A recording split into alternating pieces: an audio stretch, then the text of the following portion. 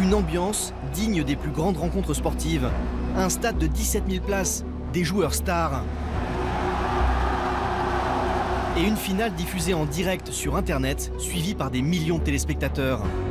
Des dizaines de millions de personnes. Cet événement sera plus regardé qu'une finale de basket NBA. Tout cela pour regarder deux équipes s'affronter à League of Legends. L'événement de l'année pour les fans d'e-sport. L'e-sport, ce sont des compétitions de jeux vidéo. Un phénomène en pleine explosion. Le Tube a enquêté à Berlin, Madrid et Paris à la découverte de cet univers qui ne cesse de s'étendre. Berlin, samedi dernier, nous arrivons devant une des plus grandes salles de la ville, habituée à recevoir des concerts de grandes stars ou des compétitions sportives. Mais c'est une ambiance complètement différente que nous découvrons presque un nouvel univers. C'est un poro. On peut entrer à l'intérieur et le conduire comme une voiture. On les appelle les cosplayers pour costume players, des fans qui se déguisent en personnages de leur jeu préféré. Vous venez d'où? Je viens de Californie, aux États-Unis. Pour voir la finale? Oui, 13 heures d'avion. Je suis tellement contente d'être ici. En quoi êtes-vous déguisé? Je suis Dino Gnar. C'est lui, mais dans sa version dinosaure. Combien avez-vous dépensé pour venir? Beaucoup. Mais ça vaut le coup. Ça vaut vraiment le coup. Ce sont vos vraies dents? Non. Merci. Alors que les fans attendent, nous découvrons l'intérieur du stade où la Coupe du Monde se prépare. Avec des moyens dignes de très grands rendez-vous sportifs. D'ailleurs, le réalisateur de l'événement a gagné 3 Emmy Awards, l'équivalent des Oscars pour la télévision américaine, et il a réalisé des finales de basket aux États-Unis. Les joueurs sont en place. Le match peut commencer. Le champ de bataille où les deux équipes vont tout donner. Et des journalistes en costume cravate commentent en direct, comme dans un match de football. Premier sang pour les Coup Tigers. Faker n'a pas pris la téléportation, il ne voulait pas quitter le milieu de terrain. Il préférait pousser et permet aux Coup Tigers d'engager le combat. Le principe de League of Legends est simple.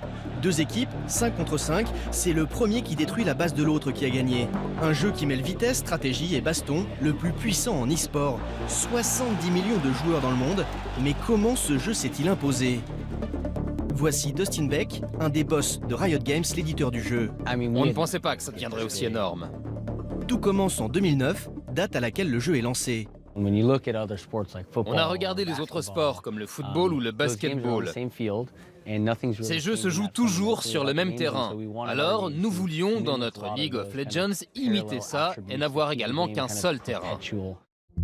Et 2 ans plus tard, Riot Games lance le tout premier championnat du monde en Suède. On est loin de l'euphorie d'un stade de 17 000 places. Il y avait quelques centaines de personnes dans le public, mais des centaines de milliers de personnes nous regardaient sur Internet et on s'est dit « Waouh, cela peut devenir énorme !» En 2012, on a fait une finale dans un grand stade et des millions de personnes nous ont regardés. Alors on a lancé une ligue et on a investi pour faire vivre l'e-sport.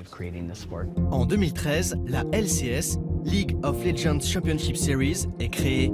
Un championnat à l'année comme dans le football ou le rugby, diffusé sur Internet. De quoi faire vivre la marque auprès des fans toute la saison. Le e-sport propulse le jeu en 2013. La finale est regardée par 32 millions de fans. Elle se déroule dans le prestigieux Staples Center de Los Angeles, la salle des Lakers. League of Legends devient le jeu PC le plus pratiqué au monde. Le milieu se professionnalise, les joueurs aussi, comme le célèbre Carlos Ocelote Rodriguez. À l'époque, il gagnait une petite fortune, il habite désormais à Madrid, nous l'avons contacté sur Internet. À l'époque, en comptant tout et avant impôt, je gagnais 600, 700 000 euros par an.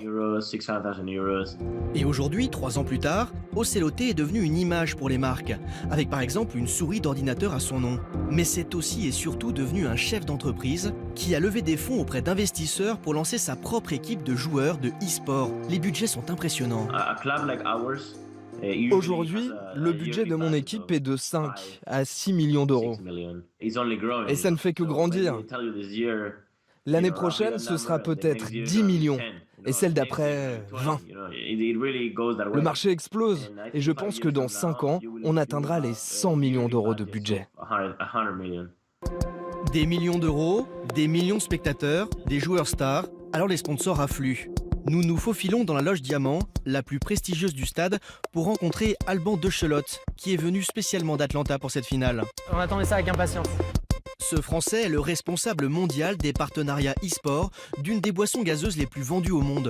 Une marque au logo rouge qui sponsorise les Jeux Olympiques, la Coupe du Monde de football ou de rugby et qui est persuadé que le e-sport n'est pas une mode passagère, mais le début d'un mouvement.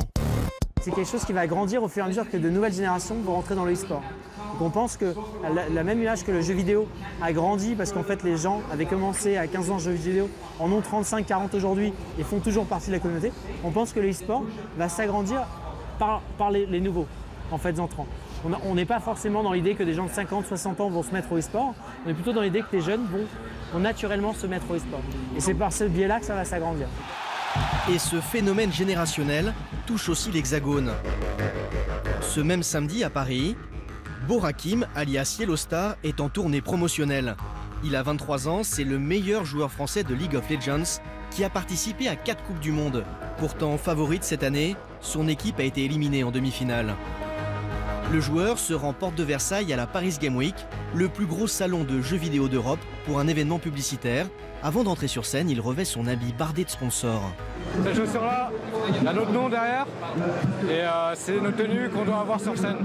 Et vous allez comprendre pourquoi les marques se battent pour apparaître sur son maillot.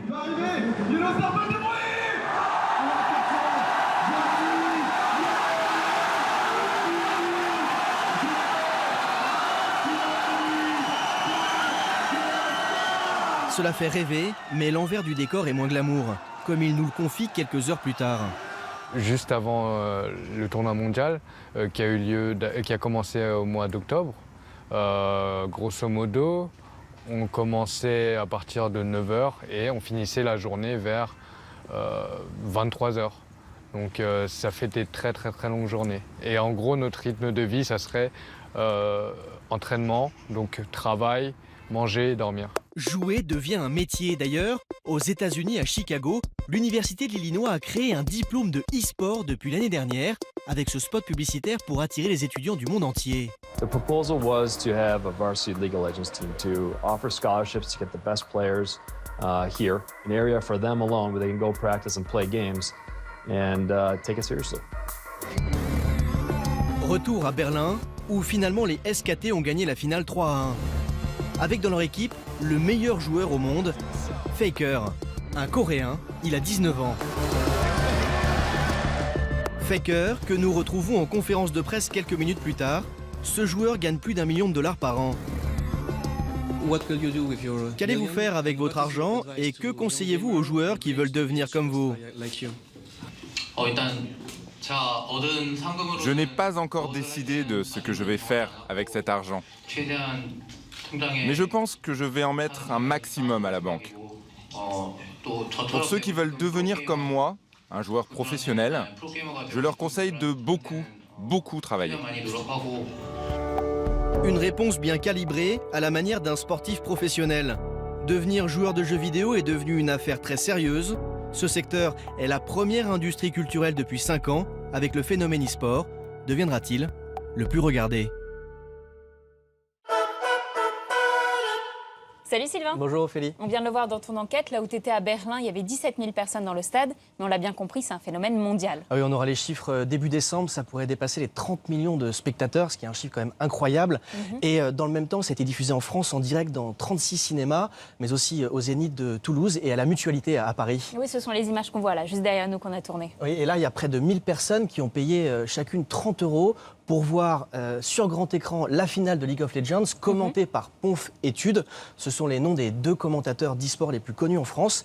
Et d'ailleurs, c'est pour montrer la manière dont des entreprises françaises arrivent à profiter de ce marché. Eux, ils ont commencé à commenter des matchs de jeux vidéo dans leur chambre d'étudiants en 2010. Et aujourd'hui, leur entreprise a un chiffre d'affaires d'1,5 million d'euros. Merci Sylvain. Merci Ophélie. Salut.